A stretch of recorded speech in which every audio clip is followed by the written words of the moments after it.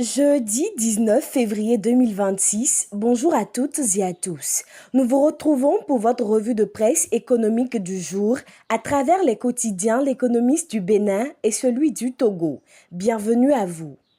L'économiste du Bénin ouvre cette édition sur la modernisation du secteur agricole béninois, désormais orienté vers des investissements respectueux de l'environnement et plus inclusifs.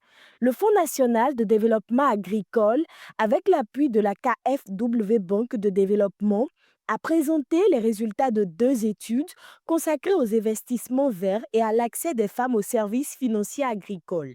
Soutenue par une ligne de financement de 15 millions d'euros, l'initiative entend promouvoir des pratiques agricoles durables et renforcer l'inclusion financière féminine en cohérence avec le standard de Zinc Challenge. En 2025, le FNDA a facilité près de 88,7 milliards de francs CFA de financement, dont plus de 12 000 femmes bénéficiaires. Toujours dans le secteur agricole, le Bénin renforce ses mécanismes d'adaptation pour protéger durablement sa production agricole dans le nord du pays. L'État lance le projet de renforcement de la résilience et de la gestion des risques climatiques du secteur agricole, destiné à soutenir 150 000 producteurs dans les départements de la Liborie et de la Takora. Financé à hauteur de 25 millions d'unités de compte par la Banque africaine de développement via la facilité d'appui à la transition et le Fonds africain de développement, le programme s'étendra jusqu'en 2029.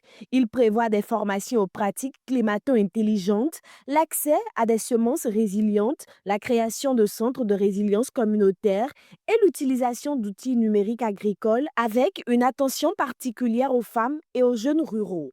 À Lomé, le gouvernement togolais, en partenariat avec l'Institut international du développement durable, organise un atelier stratégique consacré à la réforme de la gouvernance des investissements.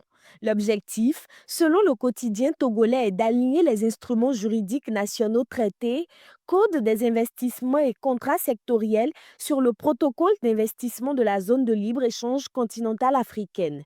Cette initiative vise à attirer des investissements responsables, créateurs de valeur et respectueux des normes sociales et environnementales, tout en consolidant la souveraineté économique du pays. Et pour finir, le Togo renforce également sa stratégie agricole à travers une coopération régionale dédiée à la riziculture. Le Togo figure parmi les 14 bénéficiaires du programme Reward Africa Rice, lancé à Bouaké avec l'appui de la Banque africaine de développement, du Centre africain du riz et de la Communauté économique des États de l'Afrique de l'Ouest. Doté de 8,5 millions de dollars sur 5 ans, le programme ambitionne de porter les rendements à 7 tonnes par hectare, d'accroître les revenus des producteurs et de réduire la dépendance aux importations, estimée à plus de 43 milliards de francs CFA en 2023.